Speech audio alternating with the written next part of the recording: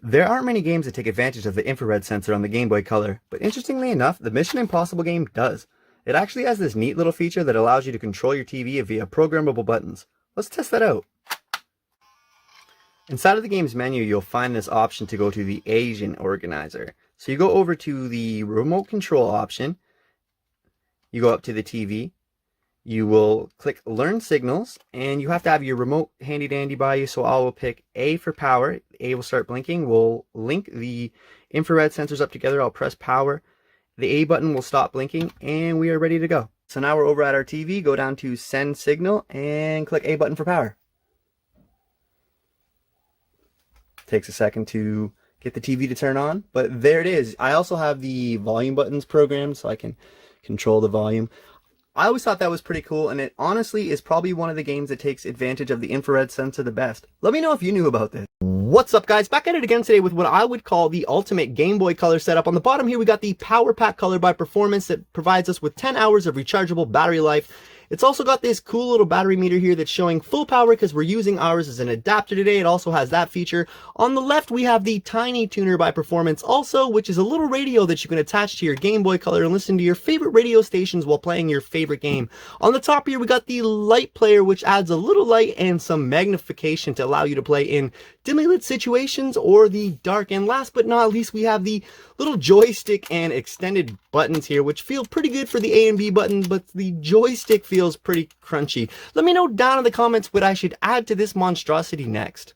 What's up, guys? Back at it again today with another weird Game Boy accessory. Today we got the Tiny Tuner by the company Performance. This thing allowed you to listen to FM radio stations while playing your Game Boy Color. And I don't know about you, but I could have got some use out of this back in the day. Let's get it turned on. My headphones have long disintegrated, so I don't think I'll be sticking these in my ears anytime soon.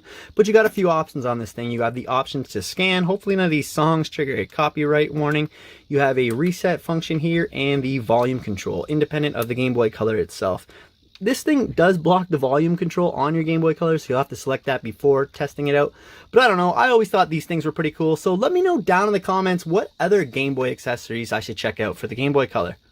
Today we got this Hyperkin game selector for the DSi XL, DSi, and DS Lite. It allows you to switch between 3 games at the flick of a switch. Let's check it out. The first thing we'll need to do is get this thing open. Now that we got this thing open, this is what it looks like. It's got a little switch here. You can switch between your 3 games. We got our DSi in hand. Let's pop this thing into the card slot. A Super Mario 64, New Super Mario Bros, and Mario Party DS to go along with that Mario theme.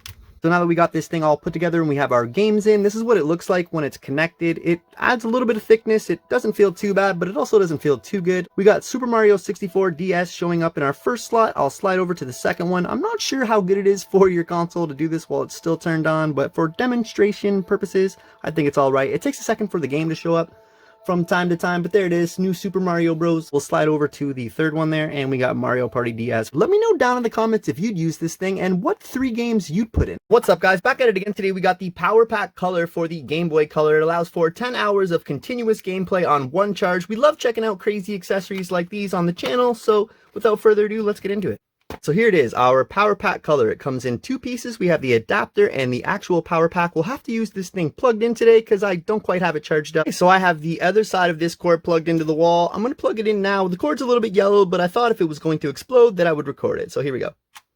So far so good. Let's get it battery check here. It shows the battery via bars, but it shows full power right now because we're plugged in. Let's turn the Game Boy on.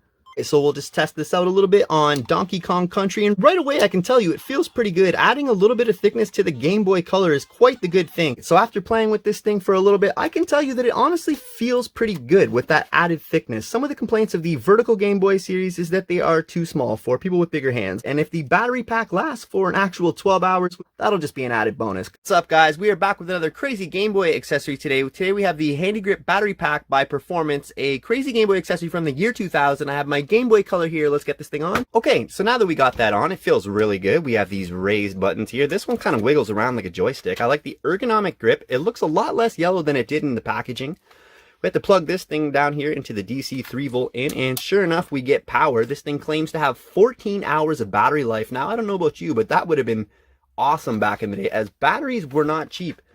As you may know, we are on a great value budget on the channel, and this thing may have came in handy, but I don't know how I feel about long, extensive gaming sessions on this, but it's pretty cool and I like the way it looks and I want to put it on the shelf. If you want to see me open more weird stuff like this on the channel, we actually have a full video of this thing and a few other devices on the channel. So come hang out on the channel and let us know if you like opening old stuff. Back in 1989, or for me, through most of the 90s, handheld gaming looked a lot different. Nowadays, you kids have it pretty easy with your smartphones, ROMs, and high-definition screens.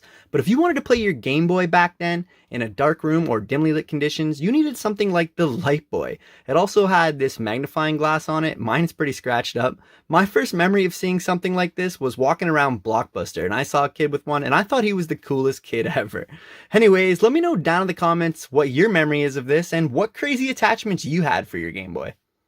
What's up, guys? Back at it again today with another weird Game Boy accessory. Today we got the Game Boy Advance Radio by Intech. This time we got a little power switch here, a green LED indicator to show it's on. You get two volume settings, high and low.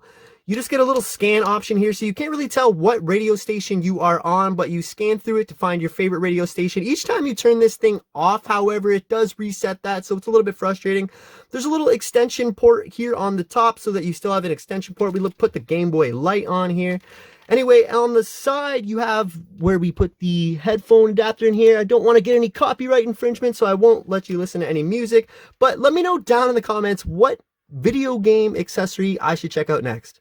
What's up, guys? We are back at it today, and I am continuing along with my quest to create the craziest Game Boy color combination I possibly can. Today we have the Handy Pack Color by Interact combined with the Tiny Tuner, the FM radio for the Game Boy Color, because you know we need that option, so let's get this thing open up. The left speaker doesn't open up all the way because that thing is in the extension port blocking it. We have the telescopic lens with a light to help you play at night. You got your joystick on the left, your raised A and B buttons, so yeah. Let me know what you think about this abomination or what other things I can pick up to add to this. You've surely heard of the Game Boy Color, but today I'm going to show you my Game Man Color. I've heard this claim made before on YouTube, but today I'm going to show you the definitive edition. So we have our grip here with the 12-hour batteries. We have ours plugged in, using it as kind of an adapter today. We have the joystick overlaying on top of the D-pad that feels kind of snappy and pretty good. We have the raised A and B button that kind of feels like the bottom of a shoe, but it also feels pretty good. We have the Game Boy radio by Performance that allows you to listen to your favorite radio stations while playing your Game Boy, because you know everybody needs that. Also, we have the light player that magnifies your game and has a little light on it, allowing you to play in dimly lit conditions and or the dark. We're going to be playing Pokemon Yellow today, so what else could we add to this thing? I think we got room for a Game Shark or something like that. So yeah, the Game Man Color. Let me know if you want to see more weird things like this and what we can add down in the comments. What's up, guys? Back at it again today with another interesting Game Boy accessory. Today we got the Dragon Advance Boy desktop power base for the Game Boy Advance. Kind of a mouthful for what it is. It's actually just a rechargeable battery pack for the Game Boy Advance. There are so many crazy Game Boy accessories out there, and I won't stop till I get them all. Let me know down in the comments what Game Boy accessory I should check out next, and if you want to see me open this thing up on the channel. What's up, guys? One of my favorite things to do with 3DS and 2DS these days is play old Game Boy games. And do you know if you hold down Start and Select when booting up, you'll get this cool Game Boy background? I always thought that was sweet. If you hold down L and R and press Y, you'll get the original monochrome pea soup look. What's up, guys? Real quick, just want to show off a trick you can use when playing Nintendo DS games on the 3DS. If you hold down Select when opening up the game, you can play the game in its original resolution. This will also work for the Virtual Console for both Game Boy and Game Boy Color games.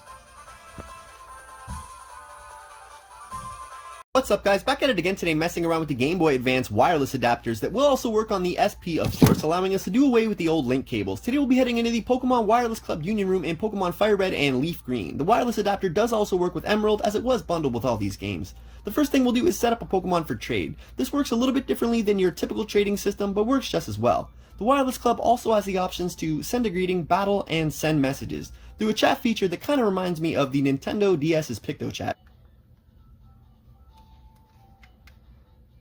Do you know the Game Boy Micro had changeable faceplates? Well, mine has some cracks on it, but that's okay. You just get something that'll fit in both these holes at once. I took a paper clip and some tape. You won't hear a pop or anything, but the screen will come up just enough to get a fingernail under. That was a little rough, but we got the new faceplate right here. Boom, just like that. As good as new.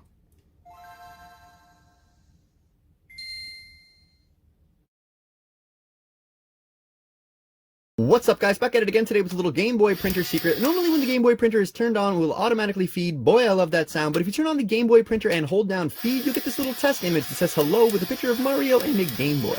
Mine's a little bit faded, but here's what it looks like.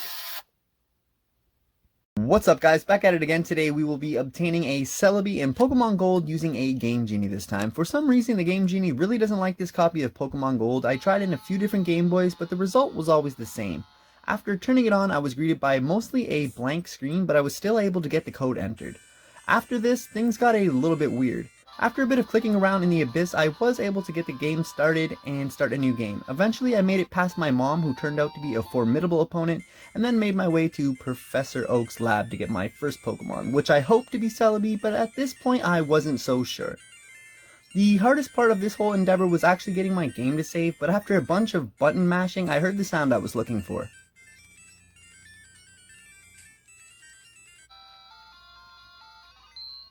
After reinserting Pokemon Gold into the game without a Game Genie, it started up like normal, and sure enough I had a Celebi. There is actually a way of glitching the game to get Celebi without a Game Genie, but that will have to wait for another video. What's up, guys? Back at it again today. I'll be showing you how to obtain Mew in Pokemon Red and Blue using a Game Boy Game Genie this time.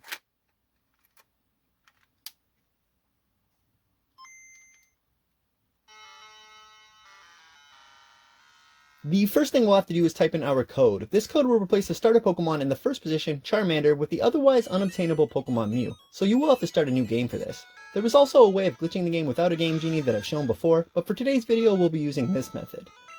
Mew was originally only available through a special distribution event in 1999, so it's nice to still have ways of getting one now, all these years later. Mew can learn any move in the game, making it quite the useful party member for a number of purposes. Let me know down in the comments what your favorite Pokemon of all time is.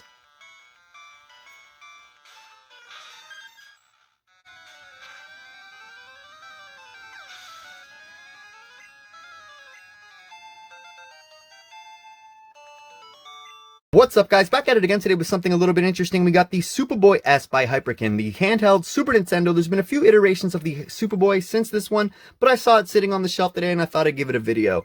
There's a couple spots here for Super Nintendo controllers, as it can be hooked up to the TV via AV out. We also have a PAL NTSC switch allowing you to switch between the two regions, a reset button, and the charging port, of course. Two fully functional LNR buttons, and honestly it feels pretty good. For the most part, it just is a novelty for me. It sits on the shelf as a conversation piece, but it does feel pretty good when actually being used. Let me know down in the comments if you'd play with this thing. What's up, guys? Back at it again today. We got this copy of Pokemon Gold and Silver, and today we're going to do some trading the old school way. Back in the day, if you wanted to trade Pokemon with a friend or with yourself, you would need 2 Game Boys and a link cable. I have such fond memories of trading Pokemon and making different parties. Let me know down in the comments what party you'd play with in Pokemon Gold and Silver. There really aren't many games that took advantage of the Game Boy Color's infrared sensor, but Donkey Kong Country was one that did. Although it can be a little bit finicky and it took me a while to figure out, this game allows you to send and trade the stickers that are hidden throughout the game. All you have to do is go inside the sticker album, pick the sticker you want to send, line up the infrared sensors, and then hit send. These stickers can be then printed off using the Nintendo Game Boy printer. We will have to connect the Game Boy printer via a link cable, choose the sticker we want to print. It does give you some options to choose from, and then we hit print.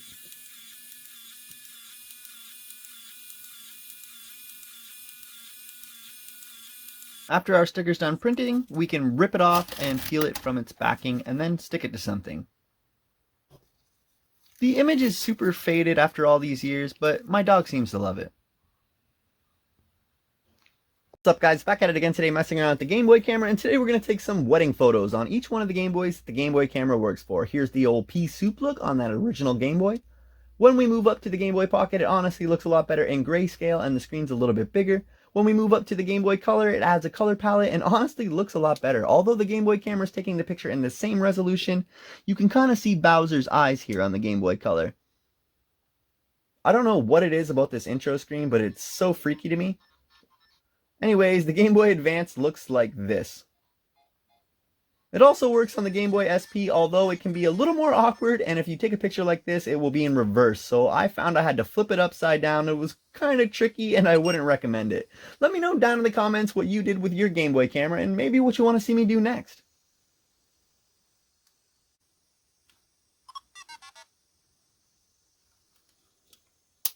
What's up guys, back at it again today with a Game Boy Game Genie, this Game Boy Pocket, and a copy of Donkey Kong Land which has seen better days. We'll flip it around, pop it in the Game Genie, and turn this thing on. The Game Genie was made by Codemasters, which you might recognize from the F1 games, and distributed by Galoob.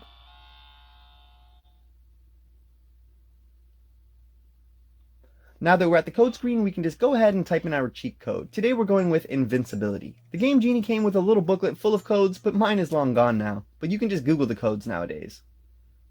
After typing in our codes, we can just hit the start button and our game will load up like normally. Except this time you're invincible. Something I could have really used as a kid, especially in the Donkey Kong games, which I was never really good at. Let me know down in the comments if you ever messed around with the Game Genie and what game you used it with.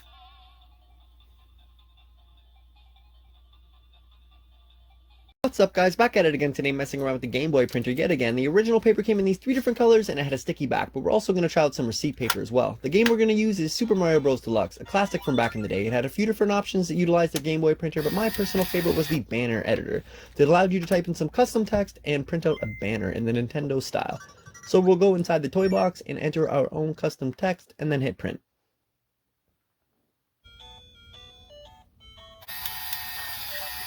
I actually didn't put enough paper inside the printer itself to finish it off, but you can just see how light it is after all these years.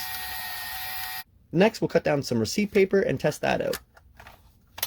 It is a lot thinner than the original stuff, so you kind of have to help it along at times. I forgot to, so some of the text kind of ran into itself there, but you can just see how much better of a result you get with some receipt paper.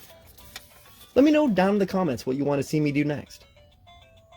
What's up guys, back at it again today. We picked up this Galoob Game Genie, the classic cheating device for the Game Boy, or Game Enhancer as they called it. This thing's in decent condition, it does work, although it is missing the little booklet in the back and the door is broken, but we can find those codes online, so let's check it out. So this thing just pops into the game slot here like a normal game would, and then we'll slot our game into the top of it. I've never been a big fan of how your games have to go labeled down, but I guess that's okay for demonstration purposes, and then you can just turn your Game Boy on like normal, and we're ready to go. The Game Genie was originally designed by a company called Codemasters, but it was later sold by Camerica and Galoob. It was first introduced in 1990 on the NES, but it was later sold for the Super Nintendo, Game Boy, Sega Genesis, and Game Gear.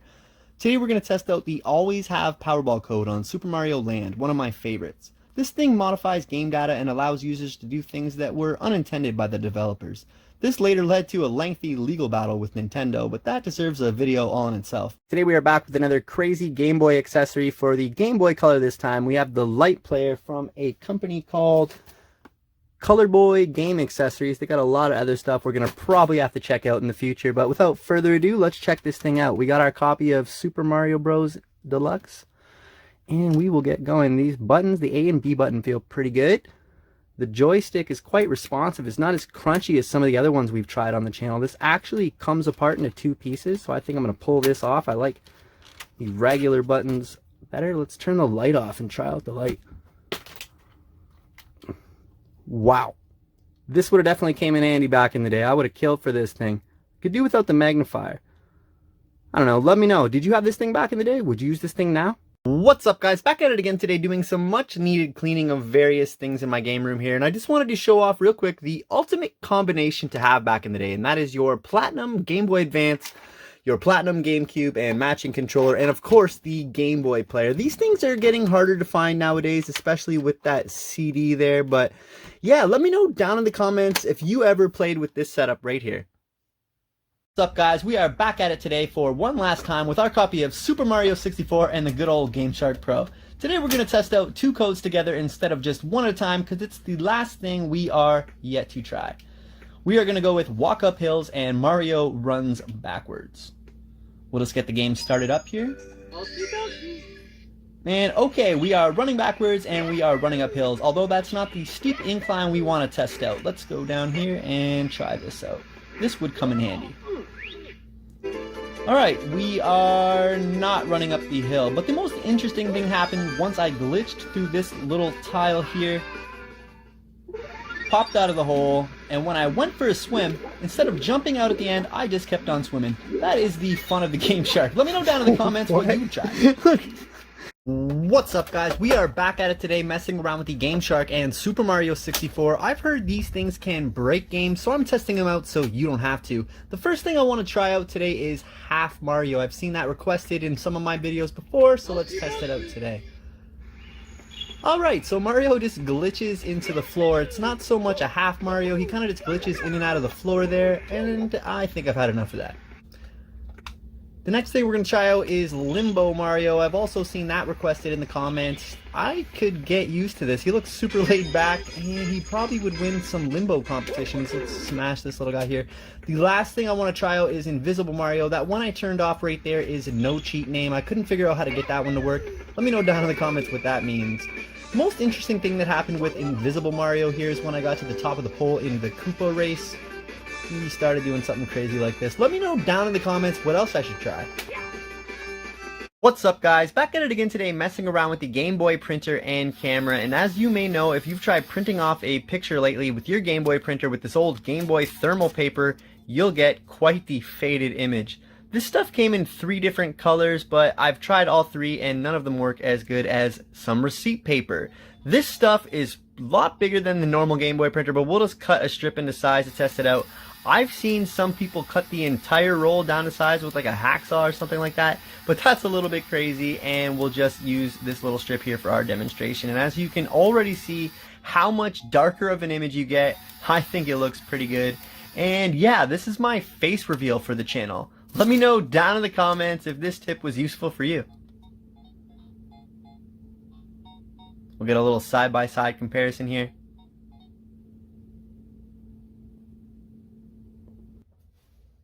Did you know there was a way to play PSP on the TV? This will work for the slimmer versions of the PSP 2000s and 3000s. This cord here won't actually fit into the bottom of the original PSP, and there's no option for video output. This can be a little bit awkward to hold in the hands, especially with the power cord inserted here, but I don't actually have a battery anymore. So we'll just get the composites plugged into the back of the TV as we normally would, then slide over to our connected display settings. We'll click switch video output and then hit yes. And we'll switch right over quite simply. Then we can go over to our UMD game and play just as normal with our PSP as the controller. If you were wondering if this worked for UMD videos, it sure does, and you can just set the PSP down and watch it like a normal video. Honestly, this PSP aspect ratio doesn't look too bad, especially on this smaller screen here, and I could watch a movie like this even today. Let me know down in the comments if you ever did this with your PSP, and what your favorite PSP game of all time is. What's up, guys? Back at it today with another thrift store find, if you can even call it that. We found this Power Player weird. I don't know how much I paid for this. It's actually been sitting in the basement for a bit, so maybe $10, something like that. We have like an N64 controller, a Sega Genesis controller, and some sort of light gun here. This seems to be like... Is that the prequel Star Wars battle going on here? This is not an official game console by any means, but it seems to be taking liberty with rights. If you want to see me open this thing up and try it on the channel, leave it in the comments. Did you know they made video cartridges for the Game Boy Advance? Now in the modern days of smartphone, that really doesn't seem like a big deal. But having a few episodes of SpongeBob for on the go back in the day was really a cool thing. I think they also made Pokemon, some Fairly Odd Parents, and I think Dragon Ball Z even. Let me know if you had any of these back in the day. What's up, guys? We are back with the Ultra Racer 64 today, the weirdest controller I've ever played with, the RC-like Wiimote kind of thing here, and let's give it a go on the Big Penguin race. I saw one of you guys say that you bought this back in the day to try just this, so I'm going to give it a go. We have to hold the trigger down in the back to get in. Oh, I'm going to have to hold this up button here, this little up button, to get some speed. Sharp corner, should slow down. Maybe we'll make the gap. Maybe we'll make it. Wow.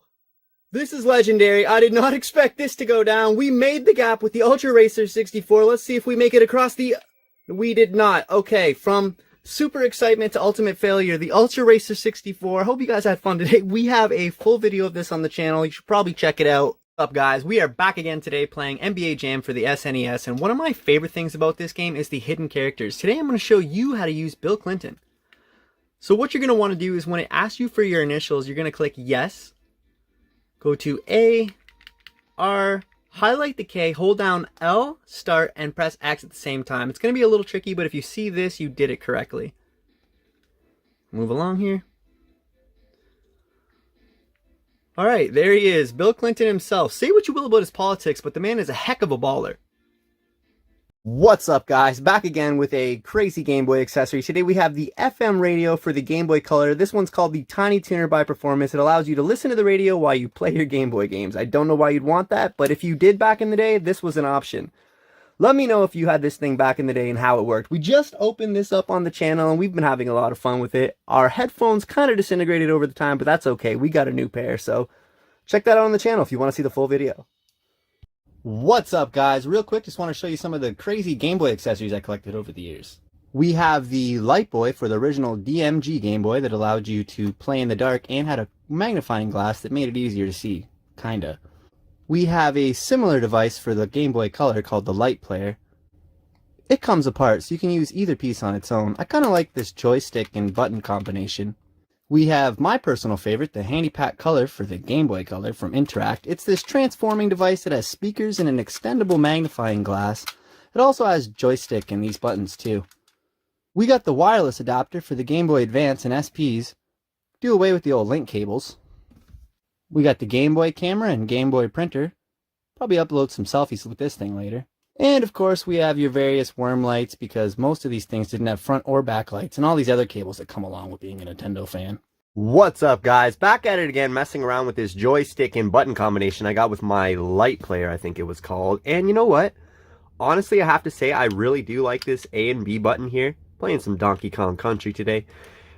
But yeah, this is not the worst Game Boy Color, or Game Boy for that matter, accessory I've ever seen. Kind of looks cool on the Game Boy itself, but yeah, that's not really saying much, because the 90s were a crazy time. What kind of weird accessories did you have for the Game Boy? What's up, guys? Back at it yet again with another weird Game Boy accessory. Today we have the Tiny Tuner for the Game Boy Color. This is an FM radio that allowed you to listen to the radio while you played your games. I don't know if anybody actually used this and put it into practice, but if you had it, let me know how it worked. We're going to be opening this on the main channel, on our channel here, in a little bit of a longer video. But yeah, be sure to subscribe to check that out. Let me know if you had this. What's up, guys? We are back at it with the Game Shark today. Came across the Game Shark at the thrift store, and you know I had to get it. You know I had to try it out. So let's look for our cheat codes. We are going to scroll all the way down to Super Mario 64, and if I remember, we got to pick our cheat codes and just start the game up, and then we'll be good to go.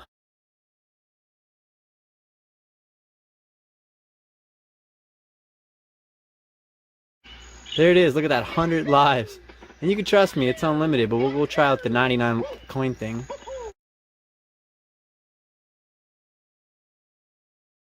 And press the button.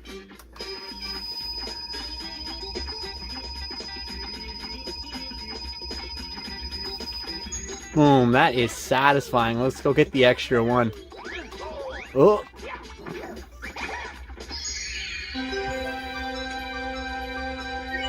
Beautiful, gotta love cheating. Retro cheating.